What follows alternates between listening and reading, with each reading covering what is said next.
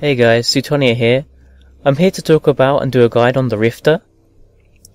The Rifter was recently changed in Rubicon. I believe it was 1.2 or 1.3 point release to have a Falloff bonus instead of a tracking bonus, because previously it overlapped a lot with the Slasher. The Rifter is an often underestimated frigate because it got changed to least when all the other frigates got boosted back in Retribution, and it's been a shadow of the Slasher really until Rubicon. Until Rubicon. And I personally believe that the Rifter is still a strong frigate. This fit is designed to be a scram range kiter, top tier autocannons in the highs. We have 2 ambit rigs and a collision rig. Combined with the Falloff bonus from the Rifter, this gives us 19 kilometers Falloff from barrage. What this means is at our engagement range of 8 to 9 kilometers, we are still dealing the majority of our maximum DPS. The rest of the fit is pretty standard: micro warp drive, web, scram, gyro, damage control, and auxiliary rep. I chose this fit because this is a fit that a lot of new players will be able to fit. It has plenty of power grid and CPU to spare. It will fit with projectile rigging level 1, no advanced weapon upgrade skills, and power grid management level 4. It also has spare CPU, so you don't need weapon upgrades 5. I have an offline Nosferatu in the high slot. You can online that if you fit a CPU implant. You can also fit a I think malkuth rocket launcher if you'd like. That fits too. You can also fit a neutralizer, but I don't really recommend this because you're not going to be in neutralizer range outside of a few certain ships, and those certain ships, mostly rocket ships, the neutralizer isn't going to really help you in the fight. You're better to save your capacitor for running your auxiliary rep. You can also drop this stasis web of fire for a afterburner if you'd like to try a dual prop fit. I don't like dual prop as much on the Rifter because I prefer the web. It gives you more control range. Because the Rifter is a slower ship, having that extra overheated web range means you can get a lot of crows and other long range kiting stuff that you wouldn't with just the scram and the afterburner. I also don't like it because, unlike other ships such as the Tyrannus, you don't have a tracking bonus, so you can't use the afterburner in tight orbit to mitigate your enemy's damage while preserving your own. So that's why I prefer the web on the Rifter as opposed to dual prop on the Tyrannus. So let's look at some fights.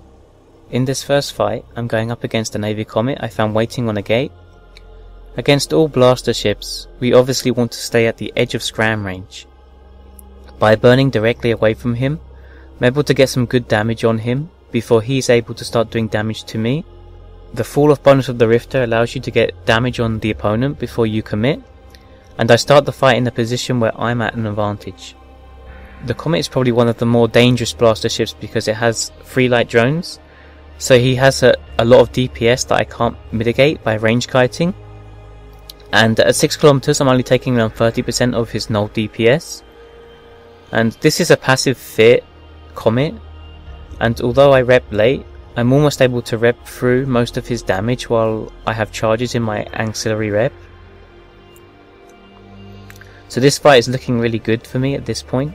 Unfortunately for me, the Comet was actually in a fleet, and the Breacher lands on top of him. I would have been able to kill the Comet, a faction frigate in my Rifter, if the Breacher did not intervene. It's important to always attempt to make something happen whenever you're not at risk. In this fight, I engage a Wolf, normally a ship that is very difficult to kill in a Rifter since it also gets the same Falloff bonus with an extra turret and damage bonus. However, I know this Wolf has a micro warp drive, and I know that he has autocannons fitted because I looked at his ship. So I know, because I will have range control over him, since I have a web and he doesn't, I can always leave the fight fairly reliably if the Wolf is owning me. At first, I try and orbit him at long range to try and get as much damage as I can onto the Wolf before I commit. I can also judge once I get him into armor whether or not he has a big buffer or not. I immediately noticed he's going down fast, so I go going closer in an attempt to finish him off. But I make sure that I don't go too close and use inertia to carry me out of range to not put myself at risk. It turns out that the Wolf had hail loaded, which put him at a severe disadvantage against my long-range damage. Even if you do not end up with a kill like I do in this case, it can force your opponents to bring in other ships like interceptors or frigates which you can kill. So whenever you get a chance like this to make a play, you should take it. Whenever you're not at risk, you should never be afraid to engage a T2 ship, just because in most circumstances you won't be able to kill it. As long as it's a calculated and educated risk like in this case, it never hurts to try. As he dies, a Caracal he's in fleet with lands, but I'm able to warp off. Unfortunately, Frap starts late in this fight against the Jaguar.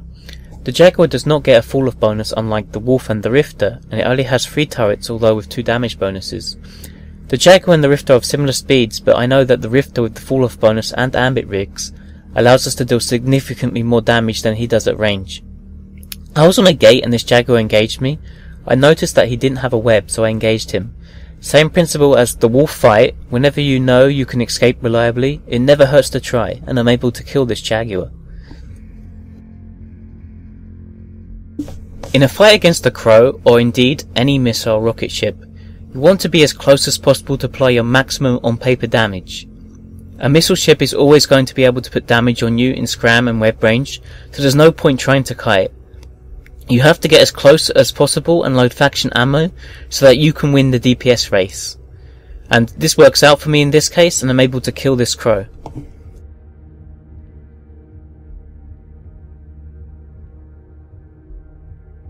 This is another fight against the Jaguar. I just want to show off how powerful the Rifter is in engagements at the edge of scram range.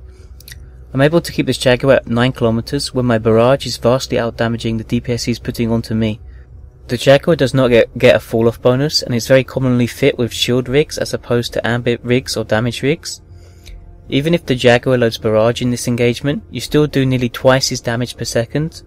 If he has faction ammo loaded, you deal 3 times his damage, so it's always worth picking fights with Jaguars and Rifters, even though it's a Tech 2 ship. Unfortunately, he's helped by another Jaguar in his alliance, which puts a second web on me and gets on top of me, vastly increasing the damage, but you can see how close I was to killing this Jaguar and that I would have won in a straight up 1v1 engagement. One of the major weaknesses of projectile weapons is that they have a full 10-second reload time. This makes it very unpractical to reload during an engagement in this fight versus a malediction. I would obviously be much better off with Republic Fleet Phase Plasma or Fusion loaded, because I would do more damage and have better tracking. Unfortunately, I still had Barrage loaded when the engagement started, and if I had Faction Ammo loaded, I would have been able to kill this malediction and warp off before the Rupture killed me. When facing off against an opponent with a ship advantage against you, it can always pay to orbit widely at longer ranges outside web and scram range until you're ready to commit. Many players with a perceived ship advantage over you will still engage you in an armor tank ship with all their shields missing, for example. Picking up small advantages like that can always turn the tides in your favour. The NU is very commonly fitted with blasters, a scram and a web, and with neutrons. One of the factors that makes the NU a bit more dangerous to us than other blaster ships is that it gets an optimal bonus, so it can actually do fairly effective damage with null out to 6 to 7 kilometers. Fortunately for me in this fight, the NU pilot makes the mistake of not switching ammo types from faction antimatter to null, so I'm able to take down this assault ship in my Rifter without taking any damage. In this engagement versus a Raptor, I want to kite him as much as possible. I get off to a somewhat bad start with him close to me. However, I move away from him and he overshoots me. This Raptor does not have a web, he has a medium ancillary shield booster instead, so he has no way to control range on me, making this a very advantageous fight for my Rifter. In fights versus interceptors, you want to kite the Tyrannus Raptor and Claw as much as possible, but you want to get as close as possible to the Ares, Stiletto, Malediction, Crow and Crusader to apply as much DPS as possible, as they will always apply their DPS to scram range, or in the case of Crusader, win the long range fight with Scorch as opposed to your Barrage. Hey guys, thanks for watching. If you aren't already, please subscribe for more guides and commentaries. I'm trying to get at least one ship guide and one commentary out per week. I hope this guide was useful, and if you have any questions or suggestions, please feel free to leave them in the comment section. Thanks for your time. Later.